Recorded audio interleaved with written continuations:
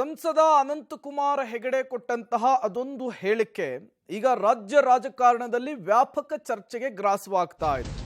ಎರಡು ರಾಜಕೀಯ ಪಕ್ಷಗಳ ನಡುವಿನ ತಿಕ್ಕಾಟಕ್ಕೂ ಕೂಡ ವೇದಿಕೆ ಆಗ್ತಾ ಇದೆ. ಇದೇ ವಿಚಾರಕ್ಕೆ ಒನ್ ಬೈ ಒನ್ ನಾಯಕರು ಸ್ಟೇಟ್ಮೆಂಟ್ ಅನ್ನು ಕೊಡ್ತಾ ಇದ್ದಾರೆ. ಸಂಸದರ ವಿವಾದದಿಂದ ಕೆಲ ಬಿಜೆಪಿ ನಾಯಕರು ದೂರ.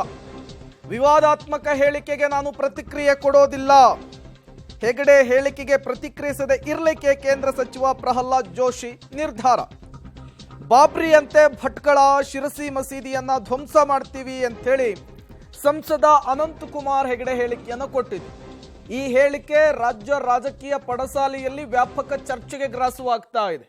ಇದೇ ಹೇಳಿಕೆಗೆ ಪ್ರತಿ ಹೇಳಿಕೆಗಳು, ಅವರ ಹೇಳಿಕೆಯನ್ನು ಖಂಡಿಸುವಂತಹ ಹೇಳಿಕೆಗಳು ಈಗ ರಾಜ್ಯ ರಾಜಕಾರಣದಲ್ಲಿ ಸದ್ದನ್ನ ಮಾಡ್ತಾ ಇರುವಂತಹದ್ದು. ಕಾಂಗ್ರೆಸ್ಸಿಗರು ಇದನ್ನ ಟೀಕೆ ಮಾಡುವಂತಹ ಕೆಲಸವನ್ನ ಮಾಡ್ತಾ ಇದ್ದಾರೆ. ಅನಂತಕುಮಾರ್ ಹೆಗಡೆ ಅವರ ಸಂಸ್ಕೃತಿ ಏನು ಅನ್ನೋದನ್ನ ಬಿಂಬಿಸುವಂತಹ ಕೆಲಸ ಮಾಡ್ತಾ ಇದ್ದಾರೆ. ಎಟ್ ದ ಸೇಮ್ ಟೈಮ್ ಬಿಜೆಪಿಯ ನಾಯಕರು ಸಂಸದರ ಪರವಾಗಿ ನಿಲ್ಲಬೇಕಿತ್ತು, ಆದರೆ ಸಂಸದರ ಹೇಳಿಕೆಯ ಸಮರ್ಥನೆಗೆ ಯಾರು ಕೂಡ ಮುಂದಾಗ್ತಾ ಇಲ್ಲ.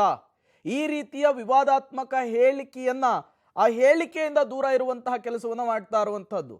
ನಿನ್ನೆ ವಿಪಕ್ಷ ನಾಯಕ ಆರ್ ಅಶೋಕ್ ಕೂಡ ಅದೇ ದಾಟಿಯಲ್ಲಿಯೇ ಮಾತನಾಡಿದ್ರು. ಶಾಸಕರು ಮಾಜಿ ಸಚಿವರಾಗಿದ್ದಂತಹ ಅಶ್ವಥ್ ನಾರಾಯಣ್ ಕೂಡ ಅದೇ ದಾಟಿಯಲ್ಲೇ ಮಾತನಾಡಿದ್ರು. ಈಗ ಪ್ರಹ್ಲಾದ್ ಜೋಶಿ ಅವರು